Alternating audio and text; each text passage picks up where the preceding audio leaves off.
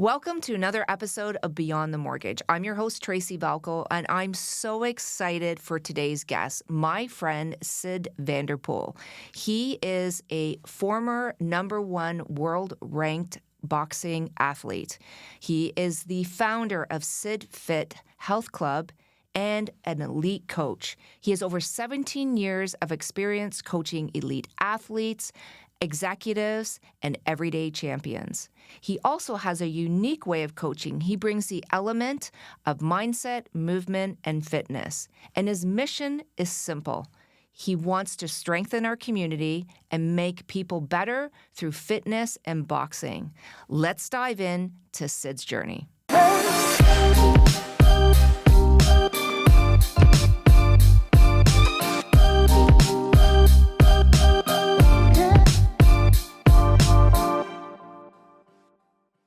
Syd, you have been someone that I've admired for so long, and you and I have had great conversations over the years. I've really watched you flourish in our community and impact so many people, not only here locally, but I know across the world.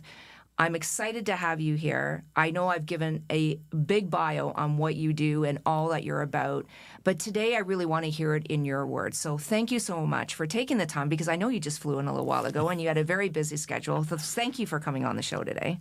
Tracy, I want to thank you for inviting me. And, I wasn't sure if this was going to be online or in person, but I'm so happy that we're actually here to create energy together and have this conversation face to face. So thank you again for having me here. Yeah, absolutely. And so, Syd, let's talk about your journey. I want to really go back to the roots before we get into you founding SidFit and all that you've done for elite athletes and entrepreneurs and just everyday champions in our community. Let's talk about how that all started with you.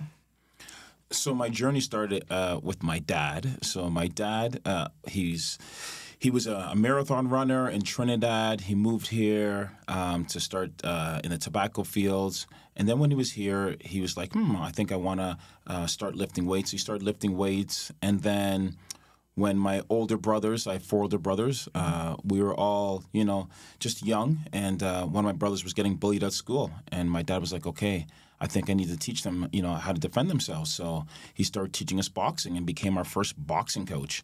And that's really how the family got involved, in the sport of boxing. My dad liked having us together. So initially he actually tried, the Jackson 5 were big back then. Yep. So he actually tried to make us a band. So he bought a guitar, drums, an organ, and all these things. Okay. And he put them all in the basement. And then he put us in the basement and he'd be like, okay, play. And we did. We played horribly. Right? I don't think he knew that we needed to take lessons. Like, you just don't. I mean, some geniuses just play, but most people need lessons. And so the musician didn't work for us. So he's like, okay, this boxing thing I think can work for us. And that's how we started in the boxing. Wow. What an incredible journey.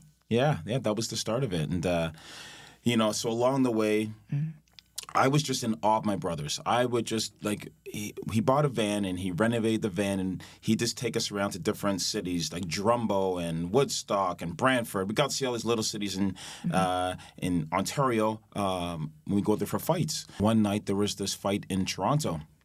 This match in Toronto. And so I'm sitting there in the back room and my brother's getting warmed up and I'm just watching. And back then, the rooms where the rings were filled with smoke because people would smoke cigars. And the promoter opens up the back door room, and he opens up the room, and he's like, we don't have enough fights tonight. Does anybody have anyone else that can fight? And I just remember my dad looking at me, and he pointed, he goes, he'll fight. And I kind of look up, I'm like, I will? I'm just here to watch. And they put my brother's shorts on me, and they hung down to my ankles. I put these gloves on, and I walk out into this smoke-filled room. And I'm approaching the ring, and I'm climbing up the stairs because I'm 6.5 years old. I'm climbing up the stairs and look across, and there's this boy in the ring waiting for me, and he's much bigger than me. And so I get in the ring, and I'm thinking to myself, okay, I can either fight that guy or I look down at my dad or that guy. I think I choose you. So I got in there, and I just started throwing punches.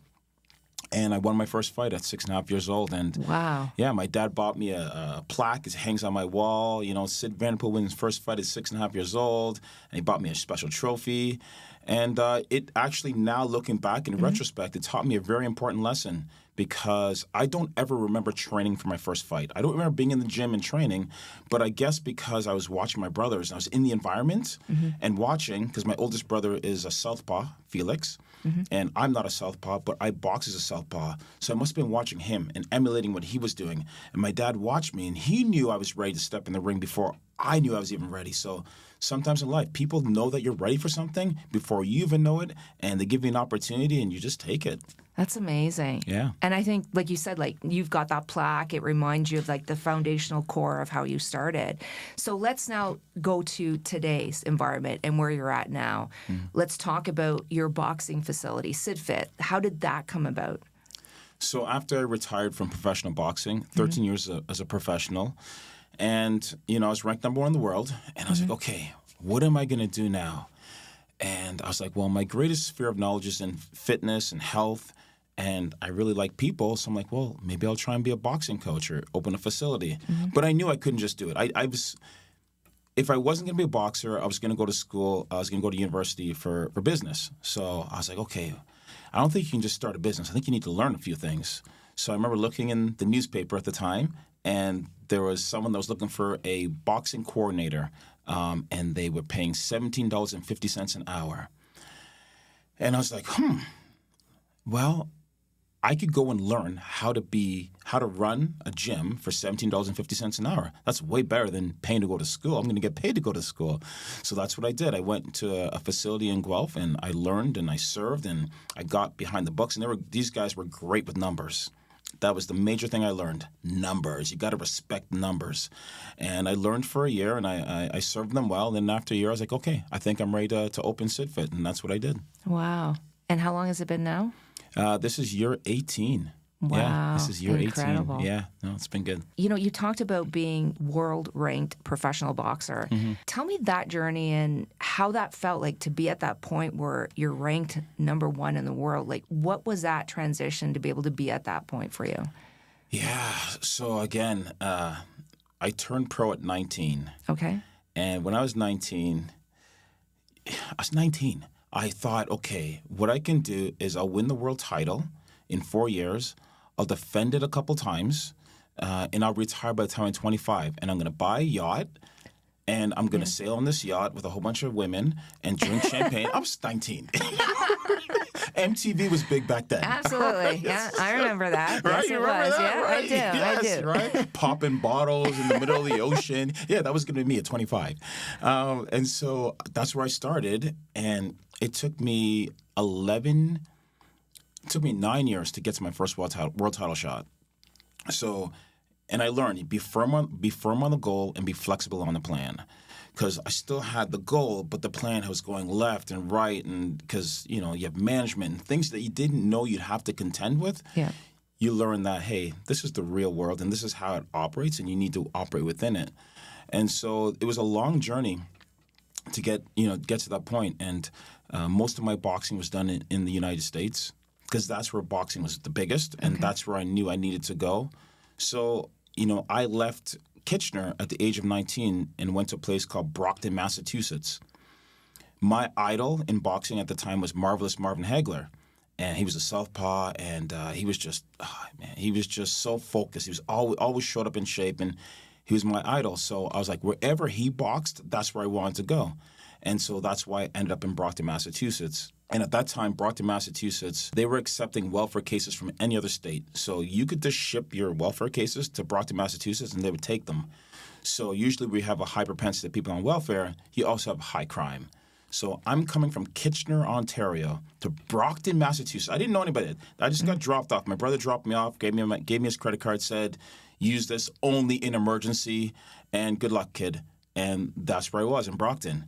And Wow. yeah, at 19 years old. But I was pursuing a dream. I had to, and so no obstacle was too big. When you were pursuing a dream and you have this vision, it's like, okay, whatever I've got to do, I'm going to make it happen. And it was challenging mentally because, at that time, my boys were back in Canada and, we'd be talking. And I remember the first New Year's Eve. I was on my balcony by myself watching, the fireworks, and I was crying. I was like, here I am by myself in this city. I don't know anyone. Yeah. And on New Year's Eve, this is what's come to. But I had a dream. And when you have a dream, you'll endure things to get to the end point. So, that's where we started. And, just traveling through different ranks. And I ended up signing with Don King, the infamous, famous promoter of boxing, Muhammad Ali's promoter, everybody. And I remember, when I knew I was going to get the call from Don King eventually. I knew eventually because he had all the boxers. And I was like, okay, eventually I have to go through Don King. But I knew that when I met Don King, I was not going to meet him alone. The thing is, when you're in training camp and you're alone, you do a lot of thinking and you get to know yourself really well. And so I was like, okay, when I meet with Don King, because I've heard all the stories, I will not meet with Don King alone. Because I know what's going to happen. He's going to get me in a room alone. He's going to put a whole bunch of money on the table. He's going to have a bunch of drinks, and he's going to have girls, and he's going to wow me, and I'm going to be like, where do I sign? And I'm going to sign away my kids. Yeah. So I'm like, I'm not meeting with Don King alone. So when he called me, his right-hand man called me, Bobby Goodman. He's like, Syd, Don King wants to fly you down for this fight, and he wants to talk to you. And I said, oh, okay, great. So, 2 tickets, one for me and one for my brother. And he's like, your brother? Why do you need your brother? Come on, Syd, you're a big boy. You don't need your brother. I'm like, no. If I'm going to meet with Don King, I want my brother there because he's, part of my team. And the meeting didn't happen. Wow. Yeah, the meeting never happened. And I was like, okay, I'm fine with that. And then about another 3 years later, we finally, my manager, had a good relationship with Don King, and we connected on our terms. And it was a much better negotiation than had I went there the first time. So sometimes you just got to be patient and just when you believe and you just got to stick to your guns. And I learned a lesson on the decision before the decision. So true. Right? Absolutely. You need to make decisions about things that could happen in the future. Like there was a point where I said, listen, I am not drinking. If anybody asks me for a drink, I'm not drinking. So in the heat of the moment or, peer pressure comes up, people say, do you want a drink? I've already made the decision. It's like, no, I don't want to drink. I don't drink. Right? And so I knew I wasn't going to meet with Don King alone. So when the pressure came, the guy was like, oh, Syd, you're a big boy. I'm like, I've already made the decision. I'm not meeting with them. And, so those are some of the lessons that I learned along the way. That's incredible. And you never looked back, right? You just kept on looking forward, right? I kept on looking forward, And, that's amazing. And people always ask me, hey, is Don King the way, they portray him? Yeah. I go, yeah, absolutely. He would, I get on the phone, he's like, Syd Vanderpool, black man with a white man name. How you doing, my Canadian brother? He's great. Do you still talk to him today? I don't talk to Don, but if I called him, we ended up on good terms, on amazing terms actually. Because with Don King, what happens is he has in a weight class, he'll have 4 people in that weight class. Okay, and it's a pecking order. So he'll have the champion, and then he'll have 3 more or 4 more underneath him, and everyone just waits their turn. You just wait your turn, and I was ready to go. I was ready to peak. I was at my best, and I was still 2 people deep. And I was like, I talked to my manager. I'm like, hey, listen, man, I'm ready to go. I need this. I want to go for the title. And he spoke to Don King, and we got released. And you can probably count on 2 hands the number of people that have got released from Don King without having to pay, their kids and whatnot. So, wow. Yeah. So, and then within 6 months, I was fighting for the #1 spot in the world. So, it's...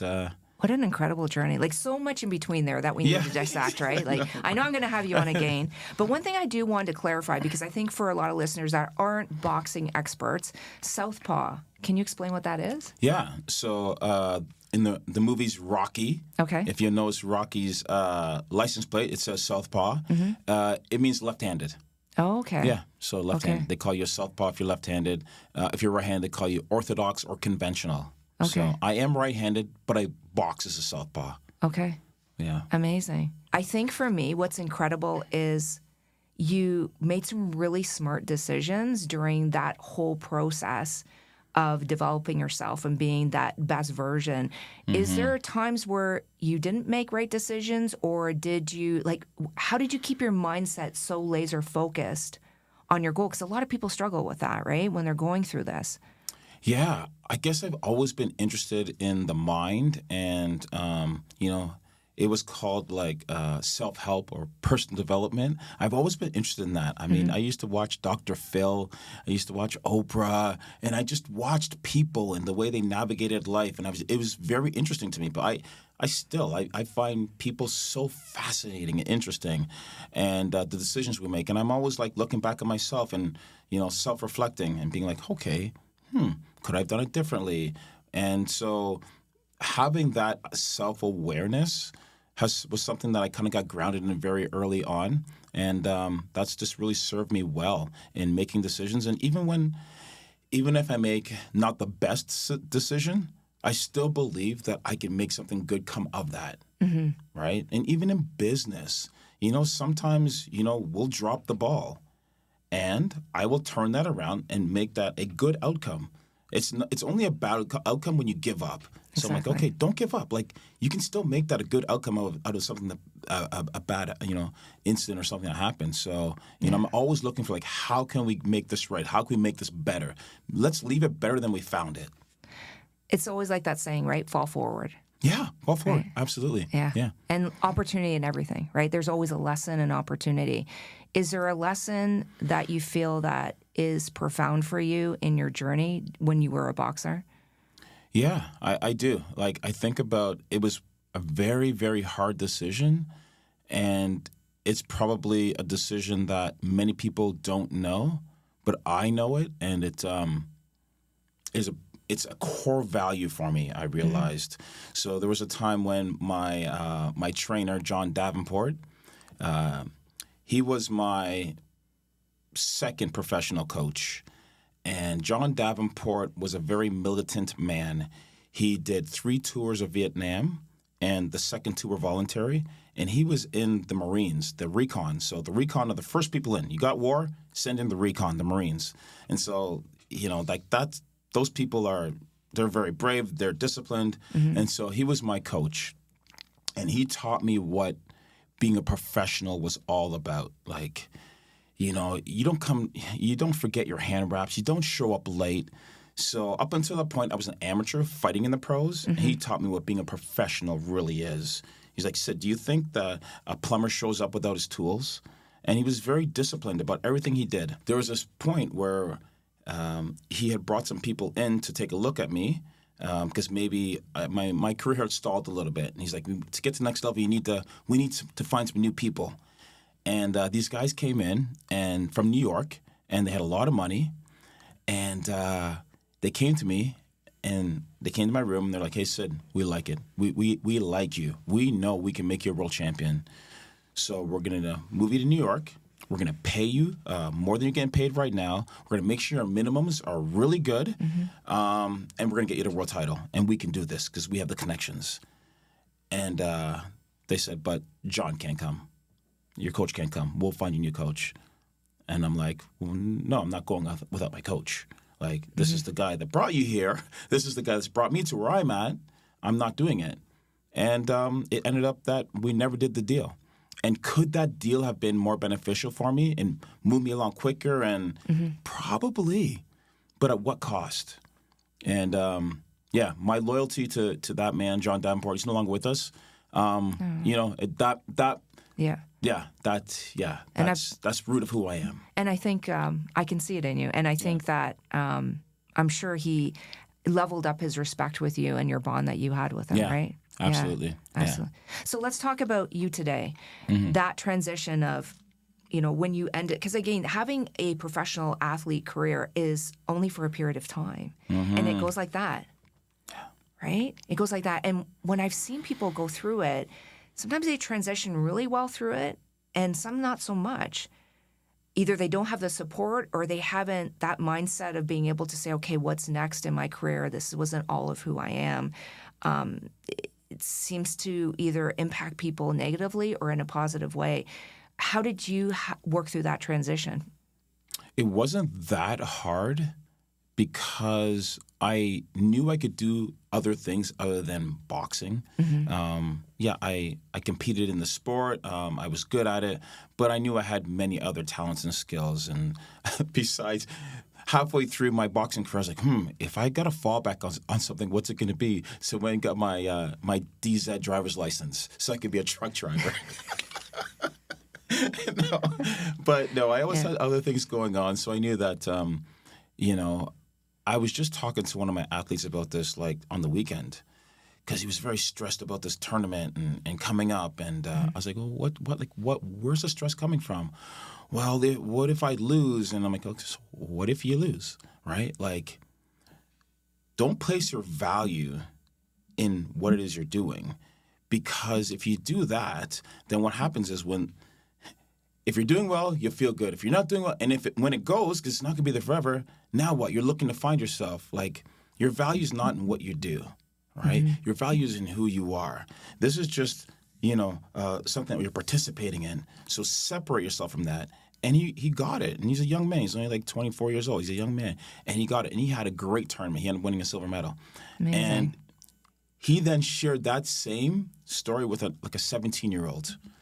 About value, because I think that's where the pressure comes from. Is you think that people aren't going to like you if you fail or you don't win, and you put your value in all of that, and it's a slippery slope. And so, having walked through it myself and being able to walk through it with other people has been a gift. Yeah. Did you struggle through it? No, I didn't. I see other people who struggle through it, but I just think I had. Self-reflection, just spent a lot of time, Training camp for a fighter is essentially, so I would go to the Pocono Mountains. We had like 6 cabins, and you'd have a cook there, you'd have your gym there, you're up in the middle of nowhere, you're isolated, you eat, you sleep, you train, you sleep, and you think, and you walk. You have a lot of time to get to know yourself. Or go and try and find trouble.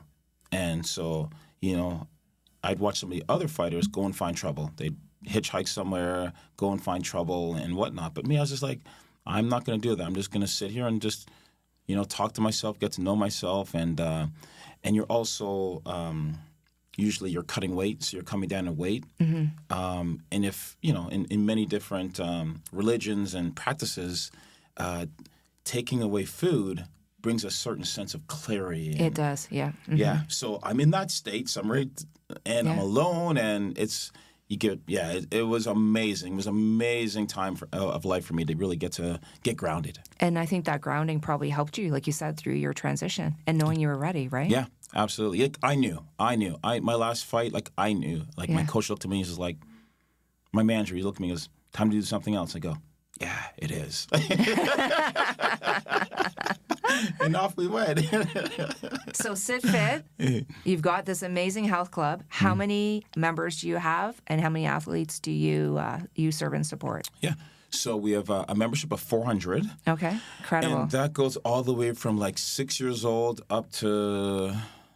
We had an athlete that just had her first fight at 65 years old. Stop it. Yes. Jill Jackhammer Dupe went to Mexico this year. Yeah. And she's been a member with us for 15 years, but just fitness and personal training. And she turned 65. She's like, okay, or 64. She's like, I think I'm going to have a fight. I want to have a fight before I turn 65. And so she turned 65 because we couldn't get her a fight here. But I'm like, we're going to make it happen for you. So we went to Mexico. And she got her first fight in Mexico, and she got a standing ovation, and she signed autographs because in Mexico, the women don't always they get their moms, and they don't get to do their own thing. And the women were just like, you are 65 and you are living and doing this, and so she couldn't believe all the autographs and the things that she got. But so we have members all the way from 6 to probably 70 years old. We have youth boxing, competitive and recreation. We have fitness boxing, which is our biggest demographic. 50% of our members come there for fitness. So they just use boxing as a tool to get better. Competitive boxing, we just came back from a tournament in Quebec. We had 18 athletes, and we came away with 12 medals. So that was a lot of fun. Congratulations. Yeah, thank you. And my coaching team, that's one thing that I realized early on is like, okay, I don't want to be recognized as the best coach. I want to help develop the best system. Yeah. And to have a system, you need to make sure you have good people alongside you. And that's what we're doing. We're just developing a really good coaching system and a training system. And that's how you create legacy. And, so that's kind of what we do. And we do personal training for strength. It's just a great environment. And I see it, and I see the infectious energy that comes from what you portray because community members want to be a part of it. I want to talk about your Charity for Champions. Yeah. And the incredible work and the money you've raised and the impact that you make in the community. Talk to me about how that first came into, foundation and where that's going today. Yeah, so I believe it was 2019. I coached Mandy Bujold, a two-time Olympian. And, she was transitioning out of amateur sport and kind of looking at what to do next. And we were talking, and she's like, I've always kind of wanted to do this boxing thing, this charity boxing thing. And I'm like, okay. So we started talking and throwing things around. And through that, she's like, I think I'm going to do it. And she goes, what I want to do, because they do something similar in Toronto, is they have two different teams, a red team and a blue team. And they take individuals just from the community. They raise money for charity. They fight on one night, so they have a great experience training. And then after that, there's a lot of money raised for a charity. And so I was like, okay, I will partner with you on that. And so 2019 was the first year. And we learned a lot from that.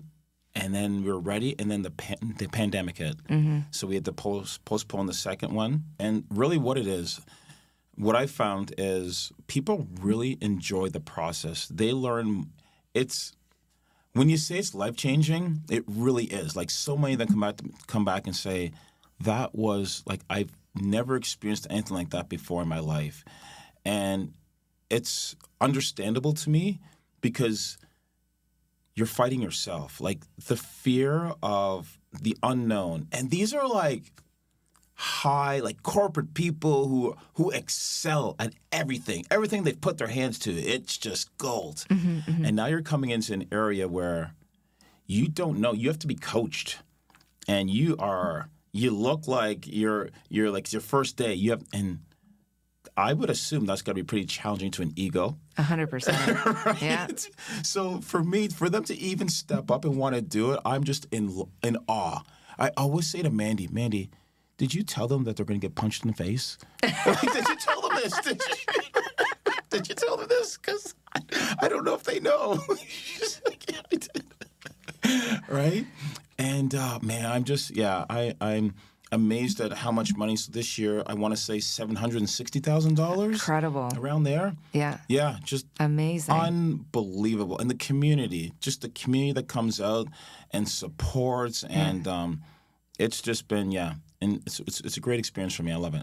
And do you find that the executives and the elite people that come together to be part of that, do they continue on with you? I'm sure they would, right? Because they're probably on a high of being able to accomplish that. Yeah, a lot of them do continue on. Yeah. And the big thing they say, it's the community. They just love the community and the camaraderie.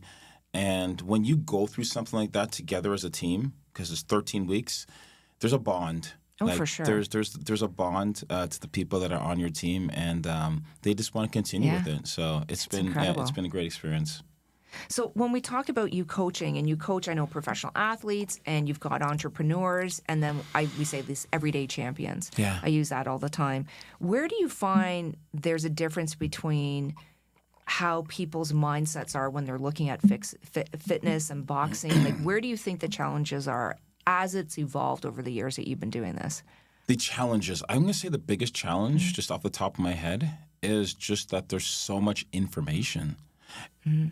There's information to support pretty much everything. Like, there's information that supports that intermittent fasting is good for you. There's information that supports that doing a paleo diet is good for you. And there's information that supports that running is not good for you. There's information that supports that running is great for you. And I guess it's all right, kind of, because everybody's an individual. So you have to kind of stay in the game long enough till you figure out what's working for you now, because it changes. It will change. It will change. All right, I'm 52. What worked for me, when I was 30 is not the same thing I do now, right? I just started fasting 1 day a week, and it's been a game changer, right? Like it's my energy, but, it wouldn't have worked probably a couple of years ago. So, the biggest challenge I think is just the information and being able to see what other people are doing. If you're on Instagram and somebody looks really great and they're strong, and you're like, oh, what are they doing? And you see what they're doing, you're like, okay, well, that's what I'm going to do. It might work for you, it might not. And if it doesn't work, now it's like, oh, there's another thing that didn't work. Oh, forget it. Why even bother trying, right? And they get discouraged. And so one of the greatest things that we're able to do is to do constant check-ins with people. So if something's not working, be like, okay, well, let's switch it up and try something else. Like we're walking with you on a health journey. It's not just like show up at the gym. It's like, no, this is a health journey. We're going to walk with you. And as your body changes and as your life circumstances change, we're going to help evolve with you. And that's been really cool. Like I said, some of our members have been, with us for I have a member that's been with me so we're on year 18. So he's been with me for 19 years. Wow. Yeah. Ask me how that happened. How did that happen? Because, like I said, the 1 year when I was in Guelph, he started training with me in Guelph. And then when I opened up a Kitchener, he's like, I'm coming to Kitchener. And he retired. He's 65. He retired, and he moved to, he was coming from Mount Forest. So now he's in Grand Bend. And so he drives to see me 3 days a week for a 30-minute workout. Because he's like, Syd, I just realized how much sharper I am, how much my life is better when I come in and do this. He hates missing.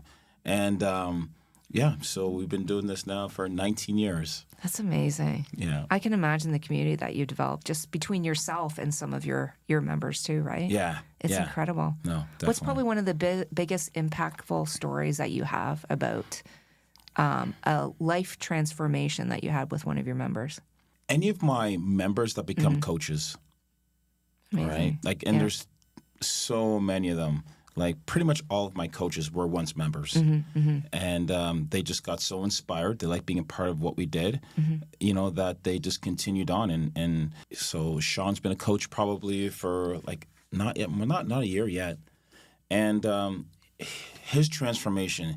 He came in with knee braces, like a good 80 pounds overweight. And he just kept working. And every day he just showed up. And he was working with another coach. And I just watched him. And then he started jogging on the treadmill. And then he started running on the treadmill. And then he started deadlifting. And then he started boxing. And I'm like, this guy is, wow. Like, I'm just amazed at what he's doing. Yeah. And then he was working, he had a job. And he came to me and he goes, one day I'm going to quit my job. I want to work for you. Like that, my goal is to work for you. I was like, okay, cool. And he quit his job. He went to school he's finishing up right now, is at Conestoga for health and promotions. And he works for us now full time. Amazing. And the life lessons that he's learned that now he can take because he's been through the whole journey, now he can put that into other people. And that's what I love seeing. I love seeing when people make a transformation, but it doesn't just stop with them. Then they help transform other people. Like, that's it. I can mic drop. I'm done. I love it. Like, what else is there? Now, I know you have a family. Yeah, I do. Are your kids involved? A little bit. Okay. So my youngest son, Jalen, he's 19. So he just started boxing at 18. Wow. So, yeah, he's like, Dad, I think I want to do boxing. I'm like, okay. All right. So I don't train him. I have other people train him. Okay, once a week we work together. But I want to make sure that it was for him, not for me. Yeah. And so he started boxing, and he wants to compete. And so he also comes in and helps out with the business now as well on the retail end. So that's been really cool. And he's my travel partner now. So when I go to Quebec and I go wherever, he comes and he's a part of the whole thing and sees what's going on. So that's been really cool to see that, right? To see that and have that, and looking forward to doing more trips with him. Yeah. Yeah. That's amazing. And then my middle daughter, Destiny, she just gave me my first grandchild. So Oh my God, you're a grandfather. Yeah. Congratulations. They call me Papa G. I love it. Aw. Yeah. Thank you. Thank you. So nice. So how does that feel? It feels great. I love it. It's It's like you get to play with the baby and then you get to give it back. no disciplining. Yeah, exactly, right? Spoil their pants off. So great. Yeah. I love it. Yeah, I'm looking forward to that. That's awesome. So Theo's about 5 months now. Yeah. And then my oldest daughter, Alexis, she lives with us, and she's into marketing and media and that sort of stuff. So she helps me out a little bit with my social media stuff. Amazing. Yeah. It's nice. I have my children in the business, and it's come full circle for me. It's lovely to see. I mean, I think everyone in our business I call us family because I think you and I are the same. Yeah. But it's a good feeling to be able to work so hard that you and I have done. Again, different paths, but I think we still have the same mindset and missions. I really enjoyed talking to you. I have to tell you, it's been amazing. I mean, I've got so many other questions, but time is limited, as we know. And I think we're there already. Wow. Well, I do have to say, congratulations on I know you were nominated for Woman of the Year. Thank you. Thank you. Yeah. That's huge. And so the work that you do in this community, I mean, like, everything matters, right? Like, Absolutely. if this is the community that we want our kids to grow up in and we want to be a part of, like, what we're doing, what you're doing, like it. So thank you for doing that. Well, thank you. Really. And honestly, thank you for your time because I know how busy you are. I think you impact so many people, and you impact me. You give me a lot of hope for so many people in this. I think in this world that feel alone and feel lost. You give so many people. And we've talked about this, and I know we will on other episodes about mental health. As you know, that's a big passion for me and a part of the foundation that I work with to be able to raise funds for this. But I think for me, you are a person that I admire immensely, and I know not only have you impacted so many people, you continue to do that. And I know that your business is even going to grow because you're bringing so many like-minded people together. So thank you so much. Thank you, Tracy. So let's talk about if people want to be involved or they want to reach out to you to, be able to get part of this service that you have and fitness and maybe even look at boxing. How do they get a hold of you? Website, sidfithealth.ca. And then also I'm on Instagram, Syd Vanderpool. On LinkedIn, hit me up on LinkedIn. Awesome. I'm trying to post good content on there as well. So LinkedIn, Instagram, I'm even on Facebook. So all the social media platforms, you can find me. And I'm happy. We're always looking to welcome new people into our community, right? So amazing. If you are looking to change and be better, then you're our people. That's it. Yeah. Like, you don't even have to like boxing. That doesn't matter. I refer people out all the time. Like, it's funny. This one guy was like, he saw me the other week and he's just like, and he lost a lot of weight. He looks great. And he was training with us like a couple months ago, but he lives in Oakville and it just was too much for him. And he kind of said to me, like, he was talking about how he'd reached his goals. And he was kind of like, but I didn't do it with you. Like, I could sense that. I was like, dude, I don't care where you do it. I just want you to be healthy. Yeah. Like, I'm so excited. I hugged the guy. Like, that's it. Just be healthy because the healthier you are, the better you are. And the better you are, the better the community. You're going to help your family more. So that's it. Just, reach out to me and let's see what we can do. I love it. Any final words? No, just thank you again for helping me on. And I look forward to doing it again. Absolutely. All right, Tracy. Thank you. You're welcome. And thank you for tuning in to today's episode of Beyond the Mortgage. It was absolutely incredible. And if you loved today's episode, make sure you click the subscribe button, share it with your network, and make sure that you spread the word. Doing that will help us elevate our guests each and every time. And until next time, keep supporting local and stay connected to our amazing community.